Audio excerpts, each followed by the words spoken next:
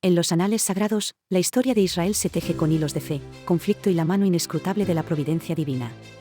Nos adentramos en un capítulo crucial, donde la muerte de un rey abre paso a la ascensión de otro, en medio de un torbellino de lealtades divididas y batallas fratricidas.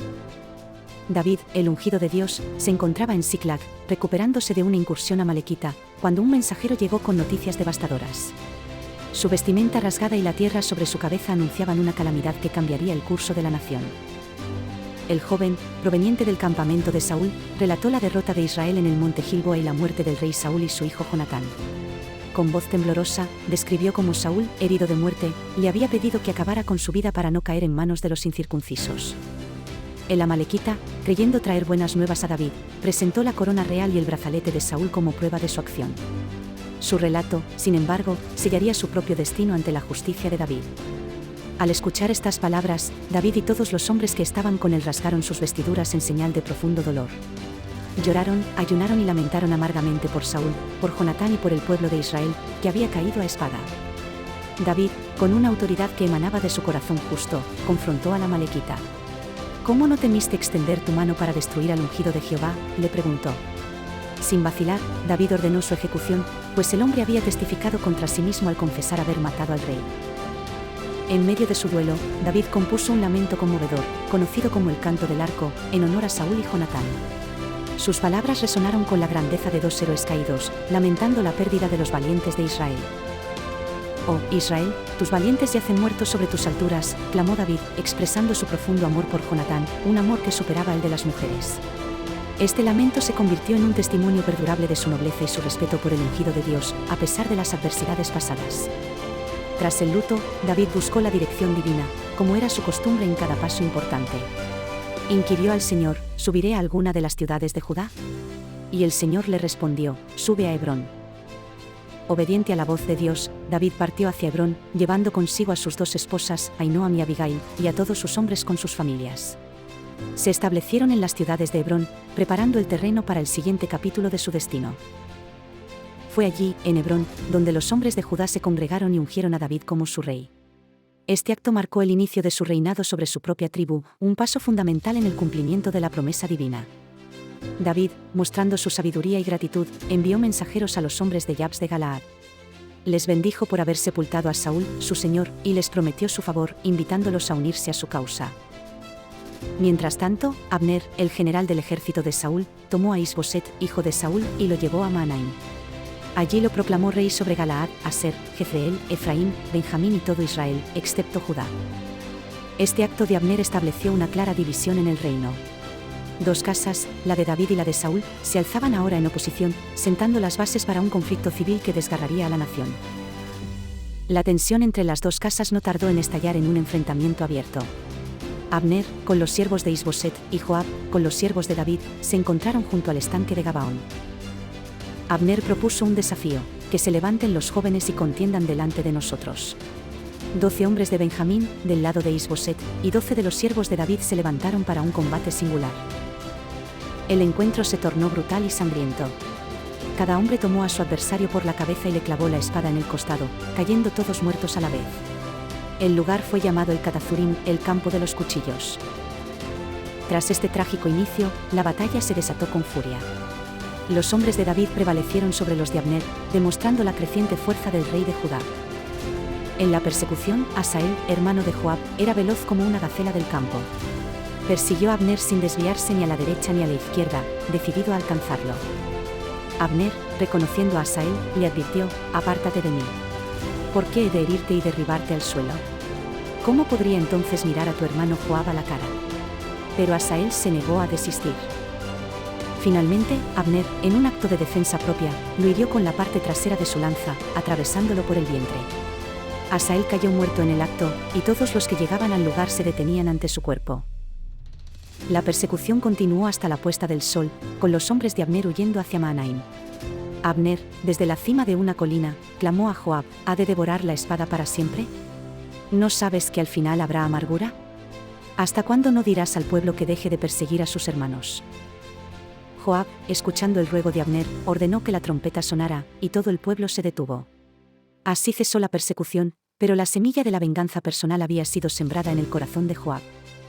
La guerra entre la casa de Saúl y la casa de David se prolongó, pero la balanza se inclinaba cada vez más a favor de David. Su poder crecía, mientras que la casa de Saúl se debilitaba progresivamente. En este contexto de declive, Isboset acusó a Abner de haberse acostado con Rizpa, una concubina de Saúl. Esta acusación, que implicaba una pretensión al trono, enfureció profundamente a Abner. Abner, indignado, respondió a Isboset con vehemencia: ¿Soy yo cabeza de perro que pertenece a Judá?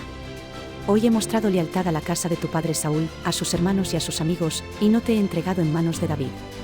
Y tú me acusas hoy de un pecado con esta mujer.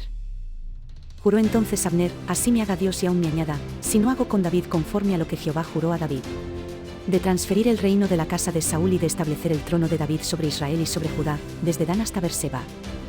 Abner, con esta declaración, se comprometió a transferir el reino a David. Envió mensajeros a David, proponiéndole una alianza y prometiendo traerle todo Israel. David, con astucia y justicia, respondió a Abner: bien, haré pacto contigo, pero una cosa te pido: no verás mi rostro a menos que traigas a Mical, la hija de Saúl, cuando vengas a verme. Así, David exigió el regreso de su esposa Mical, que le había sido arrebatada. Este acto no solo era una cuestión personal, sino también una afirmación de su legitimidad como yerno de Saúl. Abner consultó con los ancianos de Israel, recordándoles que ya hacía tiempo deseaban que David fuera su rey. También habló con los de Benjamín, ganando su apoyo para la causa de David. Finalmente, Abner se reunió con David en Hebrón, llevando consigo a 20 hombres. David les ofreció un banquete, sellando así la alianza y la promesa de un reino unificado.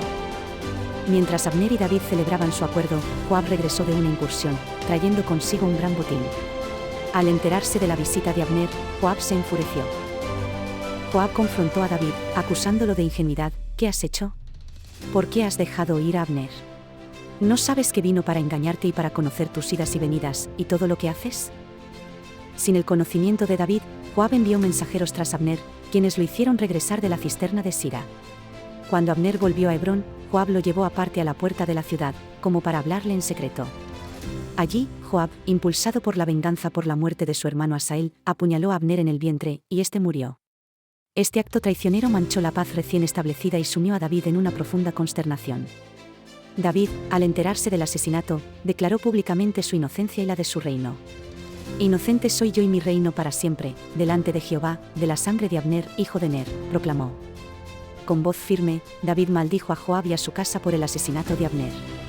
Caiga sobre la cabeza de Joab y sobre toda la casa de su padre, sentenció, deseando que nunca faltara en su descendencia quien padeciera enfermedades y desgracias.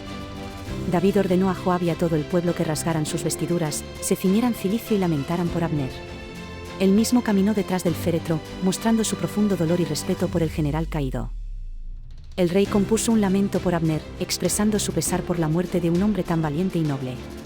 No murió Abner como muere un insensato, dijo, lamentando que sus manos no estuvieran atadas ni sus pies encadenados. En señal de su duelo y para demostrar su inocencia ante el pueblo, David se negó a comer hasta la puesta del sol. Este gesto conmovió a todos, quienes comprendieron que el rey no había tenido parte en la conspiración. La noticia de la muerte de Abner desanimó profundamente a Isboset, y todo Israel se llenó de terror. La casa de Saúl perdía su último pilar de apoyo, y el futuro del reino se volvía incierto. En este clima de miedo y desorden, dos capitanes de bandas, Baana y Recab, hijos de Rimón el Berotita, entraron en la casa de Isboset a la hora más calurosa del día, mientras él dormía la siesta. Lo encontraron acostado en su cama en su dormitorio y lo asesinaron. Le cortaron la cabeza y huyeron con ella, creyendo que traerían buenas noticias a David. Llevaron la cabeza de Isboset a David en Hebrón, esperando una recompensa por su acto. Aquí está la cabeza de Isboset, hijo de Saúl, tu enemigo, que buscaba tu vida, le dijeron. Jehová te ha vengado hoy de Saúl y de su descendencia. Pero David, lejos de recompensarlos, los condenó con la misma severidad con la que había juzgado a la Amalequita. Cuanto más a hombres malvados que mataron a un hombre justo en su casa, sobre su cama, les increpó. David ordenó a sus jóvenes que los ejecutaran. Les cortaron las manos y los pies, y los colgaron junto al estanque de Hebrón. La justicia del rey fue implacable contra aquellos que derramaban sangre inocente. Finalmente, David tomó la cabeza de Isboset y la sepultó en el sepulcro de Abner en Hebrón. Así, el rey honró al último hijo de Saúl, cerrando un capítulo de conflicto y abriendo el camino hacia la unificación de Israel bajo su reinado.